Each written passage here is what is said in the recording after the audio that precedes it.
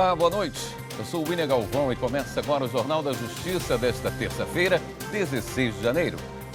Vice-presidente do STF, ministro Edson Fachin, suspende decisões que impedem demarcação de terras indígenas no Paraná. Este é um dos destaques de hoje. E você acompanha também nesta edição. Ministro do Supremo, Gilmar Mendes, nega pedido para extinguir condenação de ex-prefeito de Vilhena, em Rondônia, por lavagem de dinheiro. Por determinação da Justiça, presos na Operação El Patrão, na Bahia, são transferidos para a Presídio Federal de Mato Grosso. E você vai saber como é aplicado o dinheiro de multas e indenizações provenientes de ações judiciais.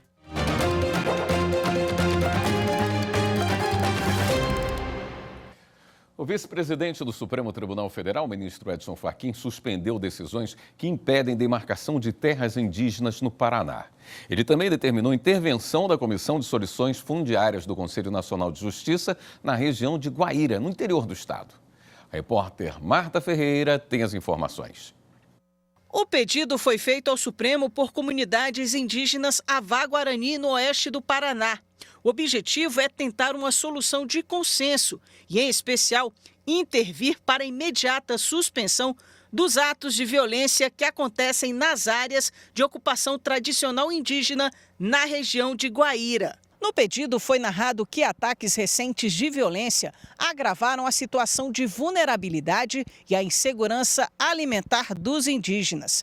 As comunidades argumentam que o processo administrativo de demarcação da terra indígena Tecoá-Guaçu-Guavira estava em andamento, mas foi suspenso por decisões provisórias da Justiça. Alegam ainda que os indígenas não foram intimados ou consultados nas ações que levaram à suspensão. A terra indígena, conforme apontam as comunidades no pedido ao STF, chegou a ser identificada e delimitada por relatório feito por técnicos da Fundação Nacional dos Povos Indígenas, a FUNAI. O vice-presidente do Supremo, ministro Edson Fachin, que durante o plantão está atuando no exercício da presidência da Corte, decidiu aceitar integralmente os pedidos feitos pelas comunidades. Fachin observou que os recentes episódios de violência apenas aprofundam a vulnerabilidade dos povos indígenas que vivem próximos às terras.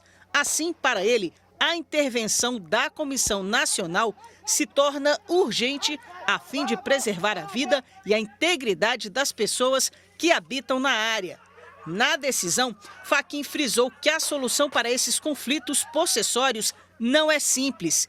Ela exige, de um lado, o reconhecimento de que a demarcação garante a ocupação de terras imprescindíveis à preservação dos recursos ambientais necessários ao bem-estar e à cultura dos povos indígenas. E, de outro, o direito à indenização dos que possuam terras particulares anteriormente à Constituição com justo título e boa-fé. Nesse sentido, o ministro avalia que soluções unilaterais não trazem a pacificação necessária e afirmou que é fundamental que as soluções possam, de fato, refletir as diferenças de realidade e de percepção entre as partes. Acrescentou ainda que é preciso o envolvimento ativo de todos os atores estatais, sobretudo para ouvir as partes e as auxiliar a encontrar pontos comuns. E o Ministério Público Federal ajuizou uma ação civil pública para barrar o desmatamento na terra indígena Mangueirinha, também no Paraná. Os alvos são um produtor rural e 2 ex-líderes da comunidade, como conta a repórter Viviane Novaes. A terra indígena Mangueirinha, no sul do Paraná, ocupa uma área de 16 mil hectares. A reserva fica entre os municípios de Chopinzinho, Coronel Vivida e Mangueirinha. 6 comunidades vivem aqui, entre elas a aldeia Mato Branco, onde ocorreu o desmatamento de uma área de quase 12 hectares de Mata Atlântica para a exploração agrícola. O Ministério Público Federal entrou com uma ação civil pública na Justiça contra o produtor Luiz Carlos Barbosa da Cruz e 2 ex-líderes da comunidade indígena. Milton Catan Alves e João Santos Luiz Carneiro autorizaram a retirada da vegetação nativa sem licença ambiental. O MPF pede a paralisação imediata na área de qualquer atividade, principalmente agrícola, e que os acusados sejam condenados a fazer e a executar um plano de recuperação de área degradada. Também pede o bloqueio dos bens e valores dos 3 acusados de quase R$900 mil, que é o valor estimado do dano ambiental. Por determinação da Justiça, os presos na Operação El Patrão, na Bahia, foram transferidos para a Presídio Federal de Mato Grosso. Em uma das celas que eles ocupavam, a polícia encontrou um aparelho celular. As informações com Pablo Lemos. Por determinação da Justiça, os 3 policiais militares presos em dezembro de 2023 foram transferidos para o Presídio Federal de Campo Grande, em Mato Grosso do Sul. As celas onde eles estavam no batalhão de choque da PM, em Lauro de Freitas, na Bahia, passaram por buscas, ainda nesta terça-feira. No local, a polícia encontrou um telefone celular. Os peritos vão acessar o conteúdo do aparelho em busca de mais provas e possíveis ramificações da quadrilha. Para definir a transferência, a Justiça levou em conta a periculosidade dos suspeitos. Os 3 homens foram levados por agentes do Ministério Público do Estado, dos grupos de atuação especial de combate ao crime organizado e de execução penal, da Polícia Federal e demais órgãos de segurança pública da Bahia. Jackson Macedo Araújo Júnior, Josenilson Souza da Conceição e Roque de Jesus Carvalho foram denunciados pelo MP estadual com mais 12 pessoas. Eles respondem na Justiça por fazer parte de uma organização criminosa que seria responsável por crimes de lavagem de dinheiro do jogo do bicho, além de agiotagem e receptação qualificada. Os crimes teriam acontecido na região de Feira de Santana. Os 3 homens fariam parte do núcleo armado do grupo, com uso de violência para cobrar dívidas decorrentes das atividades ilícitas. Juntos, eles teriam movimentado quase 15 milhões de reais, além de serem proprietários de bens e imóveis não declarados e incompatíveis com a renda de cada um. Se condenados, PMs e demais suspeitos podem cumprir penas que ultrapassam 50 anos. E o repórter Pablo Lemos também tem informações sobre uma operação da Polícia Federal na região serrana do Rio de Janeiro. Por lá, a PF investiga desvios de recursos do Programa Nacional de Alimentação Escolar. Uma associação de produtores rurais teria alterado planilhas de produtos adquiridos por agricultores associados. A investigação apontou que representantes da Associação de Produtores Rurais lançavam em planilhas entregues às prefeituras valores e quantidade de alimentos que divergiam do que foi realmente adquirido dos agricultores associados. Também há indícios de adulteração de informações inseridas em documento para ter acesso às verbas. A operação visa coletar mais provas e ainda verifica a eventual participação de servidores públicos. Os crimes praticados com recursos do Programa de Alimentação Escolar impactam a vida dos alunos de baixa renda, estudantes que muitas vezes têm a merenda escolar como única alimentação do dia. Os investigados podem responder pelos crimes de estelionato, falsificação de documentos públicos e crimes licitatórios. A seguir, ministro Gilmar Mendes nega pedido para extinguir condenação do ex-prefeito de Vilhena, em Rondônia, por lavagem de dinheiro. Voltamos já.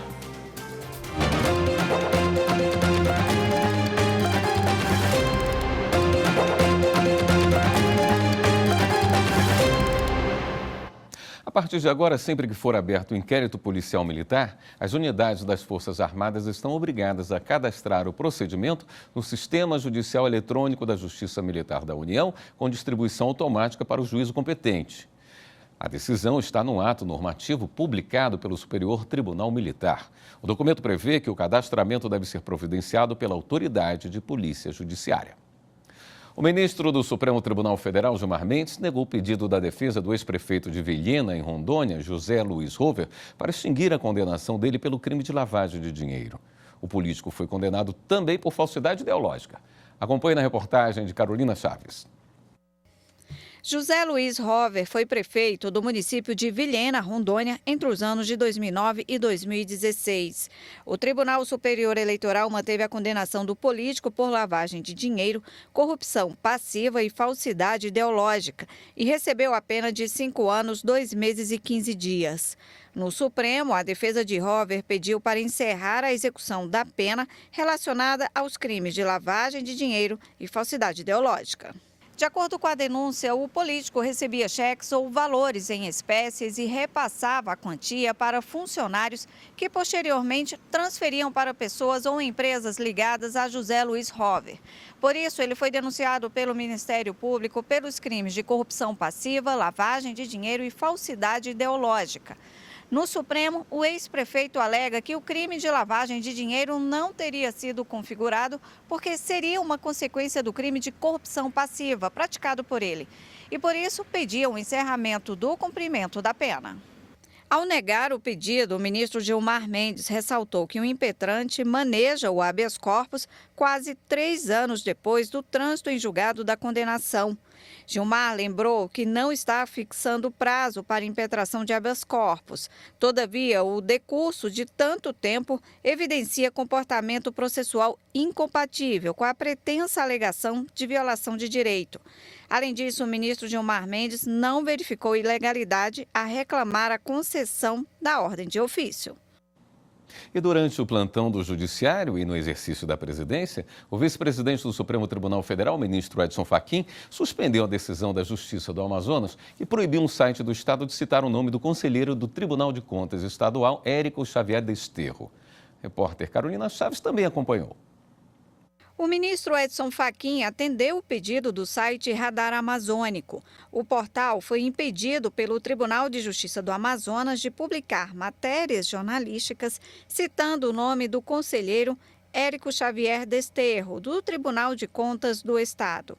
Érico havia conseguido indenização por danos morais, direito de retratação pelo site e ainda a retirada de matérias com o nome dele em um prazo de 48 horas.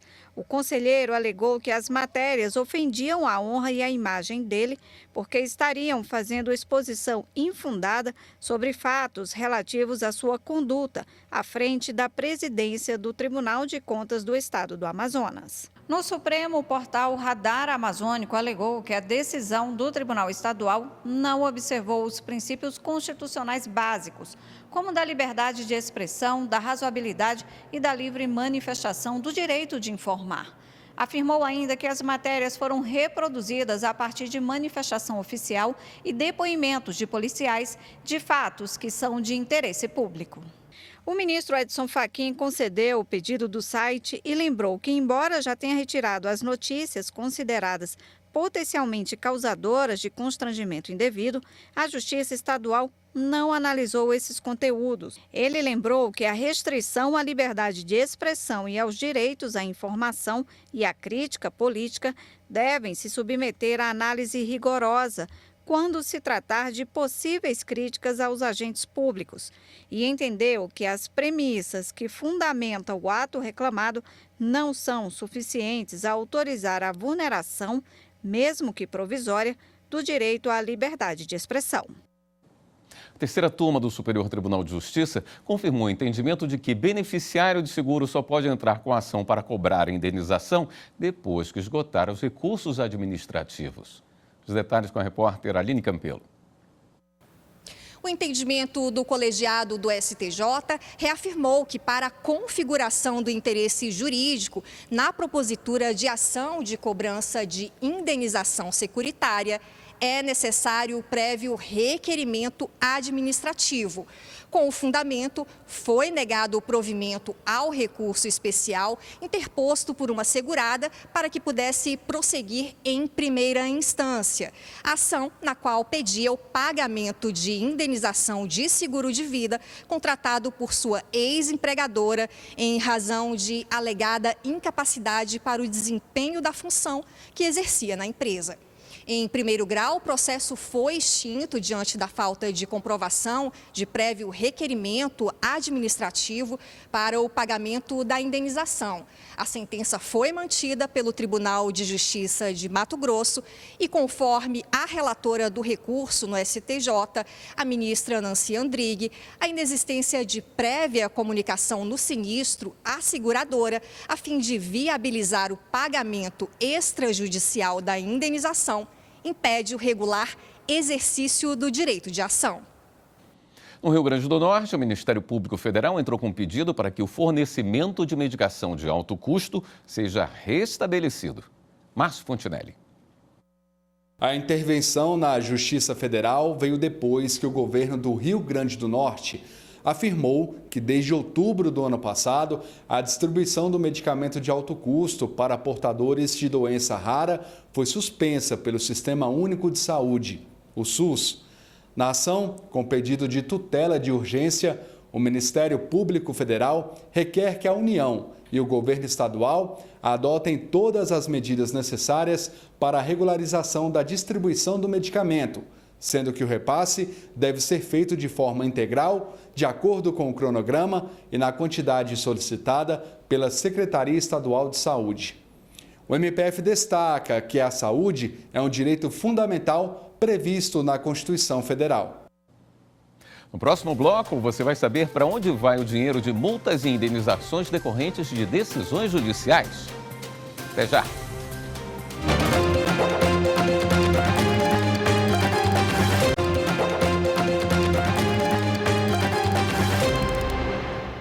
A 7ª turma do TST restabeleceu a decisão que condenou a empresa Única Limpeza e Serviços a pagar horas extras a uma servente de limpeza por fracionar o intervalo de descanso da funcionária. De acordo com os ministros, o fracionamento equivale à concessão parcial do direito, com a necessidade de pagamento extraordinário. Anderson Conrado.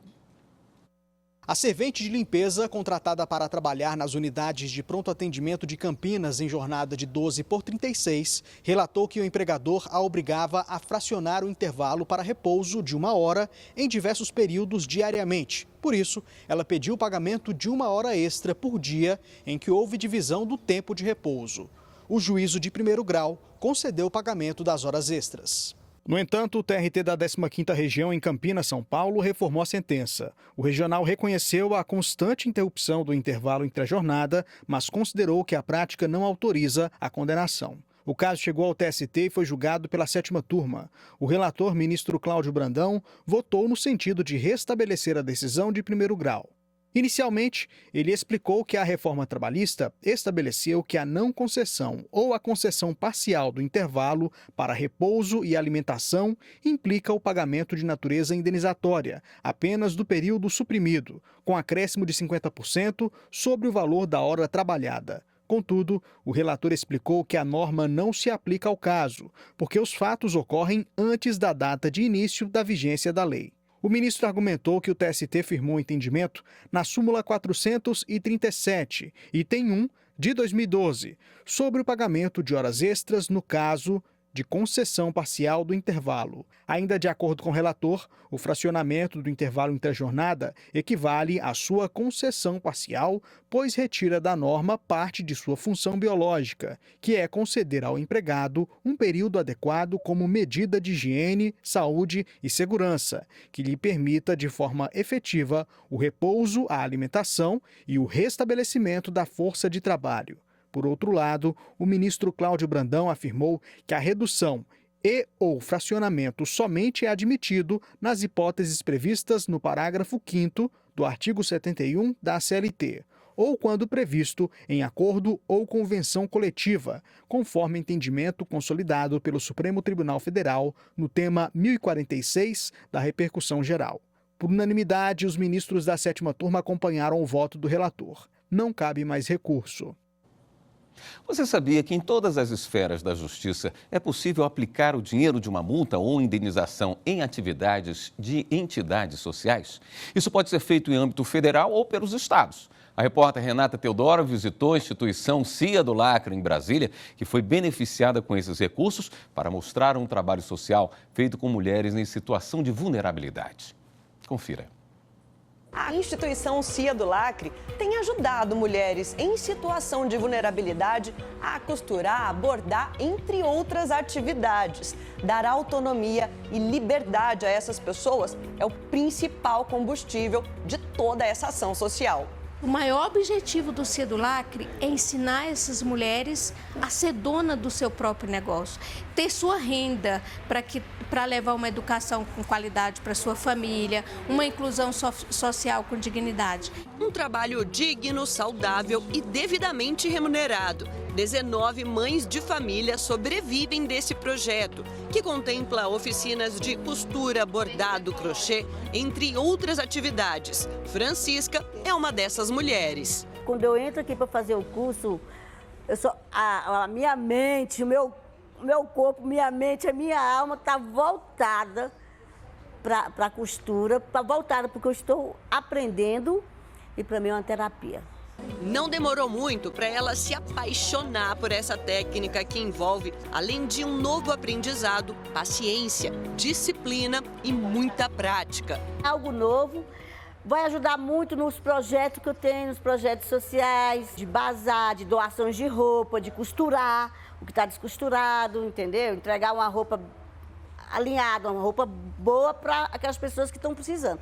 Porque não adianta também você pegar a roupa rasgada e dar para alguém que já está rasgado, né? E aqui é o lugar onde as coisas fluem, seguem em frente. Para que todo esse trabalho se mantenha firme, algumas parcerias são necessárias, a começar pelo Ministério Público do Distrito Federal e Territórios, que destina o dinheiro arrecadado por meio de acordos judiciais à instituição.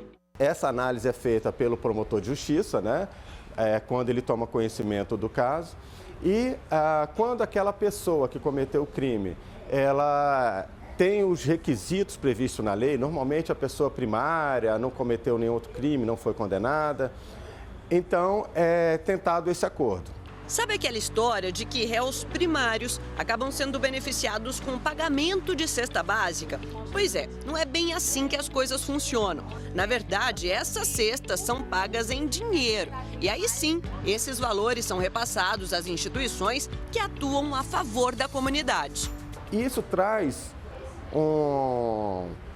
algo muito positivo para a sociedade.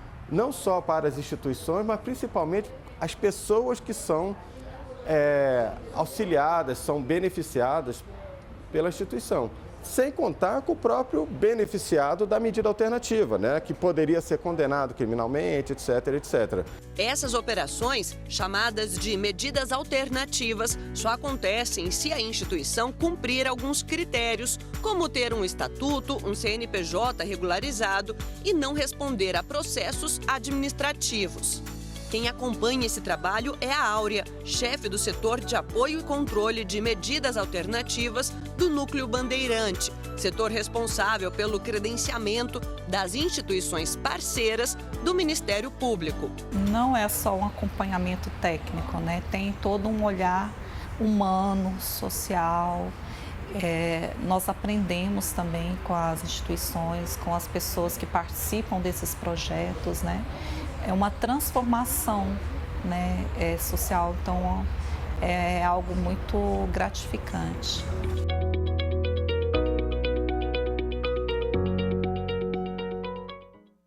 Esta edição do Jornal da Justiça fica por aqui. Obrigado pela companhia, uma ótima noite para você.